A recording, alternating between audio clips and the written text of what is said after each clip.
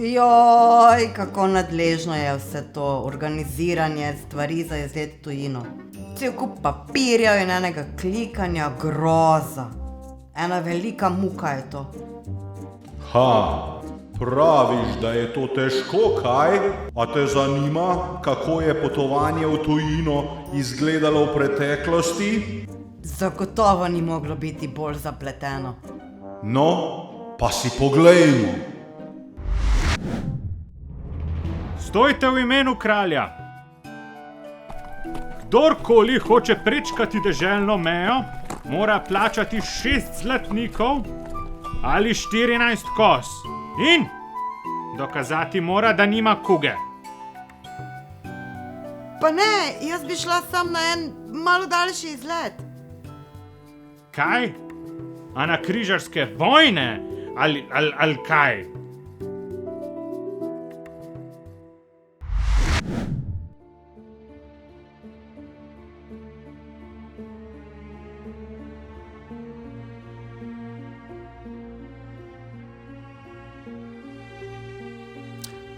Vaše dokumente, državljan.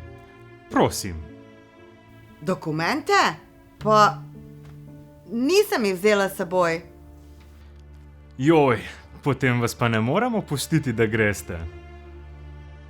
Ne, saj ni problema. Se bom jaz kar vrnila, od koder sem prišla. Ne, gospa, nismo se razumeli.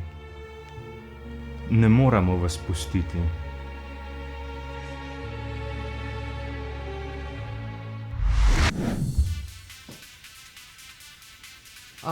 Ej, kaj je to, vrsta za čez mejo?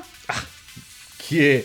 To je samo vrsta za formularje, da lahko pol gremo čez mejo.